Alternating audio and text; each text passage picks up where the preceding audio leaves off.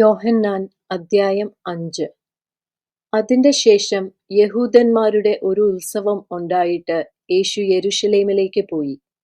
യെരൂശലേമിൽ ആട്ടുവാതിൽക്കൽ ബെഥെസ്ദ എന്ന എബ്രായ പേരുള്ള ഒരു കുളമുണ്ട്. അതിന് 5 മണ്ഡപമുണ്ട്. അവയിൽ വ്യാധിക്കാർ, കുരുടർ, മുടന്തർ, ക്ഷയരോഗികൾ ഇങ്ങനെ വലിയൊരു കൂട്ടം വെള്ളത്തിന്റെ ഇളക്കം കാത്തുകൊണ്ട് കിടന്നിരുന്നു. അതത് സമയത്ത് ഒരു ദൂതൻ കുളത്തിലിറങ്ങി വെള്ളം കലക്കും. വെള്ളം കലങ്ങിയ ശേഷം ആദ്യം ഇറങ്ങുന്നവൻ ഏത് വ്യാധി പിടിച്ചവനായിരുന്നാലും അവന് സൗഖ്യം വരും. എന്നാൽ 38 ആണ്ട് രോഗം പിടിച്ചു കിടന്നൊരു മനുഷ്യൻ അവിടെ ഉണ്ടായിരുന്നു. അവൻ കിടക്കുന്നത് യേശു കണ്ടു. ഇങ്ങനെ ഏറിയ കാലമായിരിക്കുന്നു എന്നറിഞ്ഞ്, നിനക്ക് സൗഖ്യമാകുവാൻ മനസ്സുണ്ടോ എന്ന് അവനോട് ചോദിച്ചു. രോഗി അവനോട്, യജമാനനെ, വെള്ളം കലങ്ങുമ്പോൾ എന്നെ കുളത്തിലാക്കുവാൻ എനിക്ക് ആരുമില്ല.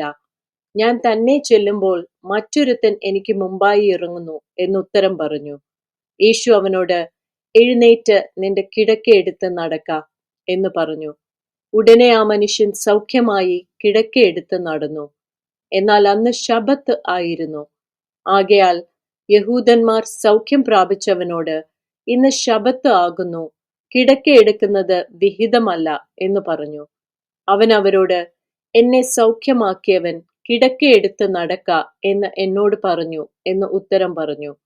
അവർ അവനോട്, കിടക്കയെടുത്ത് നടക്ക എന്ന് നിന്നോട് പറഞ്ഞ മനുഷ്യൻ ആർ എന്ന് ചോദിച്ചു. എന്നാൽ അവിടെ പുരുഷാരം ഉണ്ടായിരിക്കയാൽ യേശു മാറിക്കളഞ്ഞതുകൊണ്ട് അവൻ ആരെന്ന് സൗഖ്യം പ്രാപിച്ചവൻ അറിഞ്ഞില്ല. അനന്തരം യേശു അവനെ ദേവാലയത്തിൽ വെച്ച് കണ്ട് അവനോട്, നോക്കൂ, നിനക്ക് സൗഖ്യമായല്ലോ.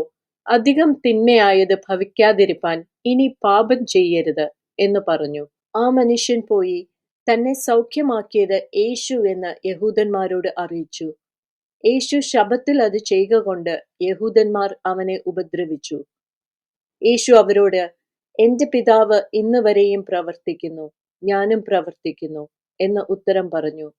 അങ്ങനെ അവൻ ശബ്ബത്തിനെ ലംഘിച്ചതുകൊണ്ട് മാത്രമല്ല, ദൈവം സ്വന്തം പിതാവ് എന്ന് പറഞ്ഞ് തന്നെത്താൻ ദൈവത്തോട് സമമാക്കിയതുകൊണ്ടും യഹൂദന്മാർ അവനെ കൊല്ലുവാൻ അധികമായി ശ്രമിച്ചു പോന്നു. ആകയാൽ യേശു അവരോട് ഉത്തരം പറഞ്ഞത്, ആമേൻ ആമേൻ ഞാൻ നിങ്ങളോട് പറയുന്നു, പിതാവ് ചെയ്തു കാണുന്നതല്ലാതെ പുത്രന് സ്വതേ ഒന്നും ചെയ്യുവാൻ കഴിയുകയില്ല. അവൻ ചെയ്യുന്നത് എല്ലാം പുത്രനും അവണ്ണം തന്നെ ചെയ്യുന്നു. പിതാവ് പുത്രനെ സ്നേഹിക്കുകയും താൻ ചെയ്യുന്നത് ഒക്കെയും അവന് കാണിച്ചു കൊടുക്കുകയും ചെയ്യുന്നു. നിങ്ങൾ ആശ്ചര്യപ്പെടുമാറ് ഇവയിൽ വലിയ പ്രവൃത്തികളും അവന് കാണിച്ചു കൊടുക്കും. പിതാവ് മരിച്ചവരെ ഉണർത്തി ജീവിപ്പിക്കുന്നത് പോലെ പുത്രനും താൻ ഇച്ഛിക്കുന്നവരെ ജീവിപ്പിക്കുന്നു. എല്ലാവരും പിതാവിനെ ബഹുമാനിക്കുന്നത് പോലെ പുത്രനെയും ബഹുമാനിക്കേണ്ടതിന് പിതാവ് ആരെയും ന്യായം വിധിക്കാതെ ന്യായവിധിയെല്ലാം പുത്രന് കൊടുത്തിരിക്കുന്നു. പുത്രനെ ബഹുമാനിക്കാത്തവൻ അവനെ അയച്ച പിതാവിനെയും ബഹുമാനിക്കുന്നില്ല. ആമേൻ ആമേൻ ഞാൻ നിങ്ങളോട് പറയുന്നു, എന്റെ വചനം കേട്ട് എന്നെ അയച്ചവനെ വിശ്വസിക്കുന്നവന് നിത്യജീവനുണ്ട്. അവൻ ന്യായവിധിയിലാകാതെ മരണത്തിൽ നിന്ന് ജീവങ്കലേക്ക് കടന്നിരിക്കുന്നു. ആമേൻ ആമേൻ ഞാൻ നിങ്ങളോട് പറയുന്നു, മരിച്ചവർ ദൈവപുത്രന്റെ ശബ്ദം കേൾക്കുകയും കേൾക്കുന്നവർ ജീവിക്കുകയും ചെയ്യുന്ന നാഴിക വരുന്നു, ഇപ്പോൾ വന്നുമിരിക്കുന്നു.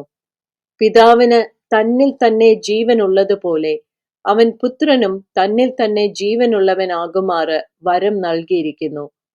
അവൻ മനുഷ്യപുത്രനാകയാൽ ന്യായവിധി നടത്തുവാൻ അവന് അധികാരവും നൽകിയിരിക്കുന്നു.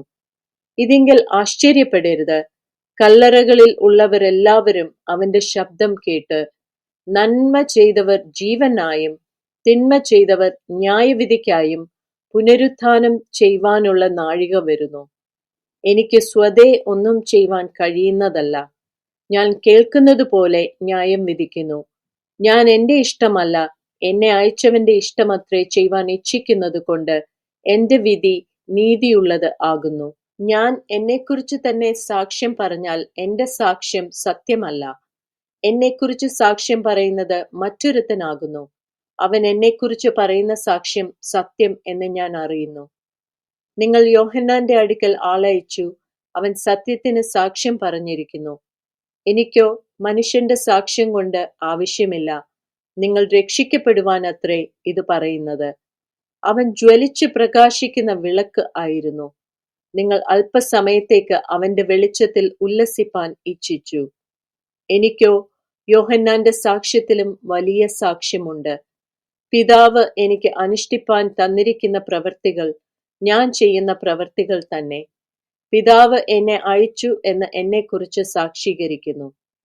എന്നെ അയച്ച പിതാവ് താനും എന്നെക്കുറിച്ച് സാക്ഷ്യം പറഞ്ഞിരിക്കുന്നു. നിങ്ങൾ അവന്റെ ശബ്ദം ഒരു നാളും കേട്ടിട്ടില്ല, അവന്റെ രൂപം കണ്ടിട്ടില്ല. അവന്റെ വചനം നിങ്ങളുടെ ഉള്ളിൽ വസിക്കുന്നതുമില്ല. അവൻ അയച്ചവനെ നിങ്ങൾ വിശ്വസിക്കുന്നില്ലല്ലോ. നിങ്ങൾ തിരുവെഴുത്തുകളെ ശോധന ചെയ്യുന്നു, അവയിൽ നിങ്ങൾക്ക് നിത്യജീവനുണ്ട് എന്ന് നിങ്ങൾ നിരൂപിക്കുന്നുവല്ലോ. അവ എനിക്ക് സാക്ഷ്യം പറയുന്നു. എങ്കിലും ജീവൻ പ്രാപിക്കേണ്ടതിന് എന്റെ അടുക്കൽ വരുവാൻ നിങ്ങൾക്ക് മനസ്സില്ല. ഞാൻ മനുഷ്യരോട് ബഹുമാനം വാങ്ങുന്നില്ല, എന്നാൽ നിങ്ങൾക്കുള്ളിൽ ദൈവസ്നേഹമില്ല എന്ന് ഞാൻ അറിഞ്ഞിരിക്കുന്നു. ഞാൻ എന്റെ പിതാവിന്റെ നാമത്തിൽ വന്നിരിക്കുന്നു, എന്നെ നിങ്ങൾ കൈക്കൊള്ളുന്നില്ല. മറ്റൊരുത്തൻ സ്വന്തം നാമത്തിൽ വന്നാൽ അവനെ നിങ്ങൾ കൈക്കൊള്ളും. തമ്മിൽ തമ്മിൽ ബഹുമാനം വാങ്ങിക്കൊണ്ട് ഏക ദൈവത്തിന്റെ പക്കൽ നിന്നുള്ള ബഹുമാനം അന്വേഷിക്കാത്ത നിങ്ങൾക്ക് എങ്ങനെ വിശ്വസിപ്പാൻ കഴിയും? ഞാൻ പിതാവിന്റെ മുമ്പിൽ നിങ്ങളെ കുറ്റം ചുമത്തും എന്ന് നിങ്ങൾക്ക് തോന്നരുത്. നിങ്ങളെ കുറ്റം ചുമത്തുന്നവൻ ഉണ്ട്, നിങ്ങൾ പ്രത്യാശ വെച്ചിരിക്കുന്ന മോശ തന്നെ.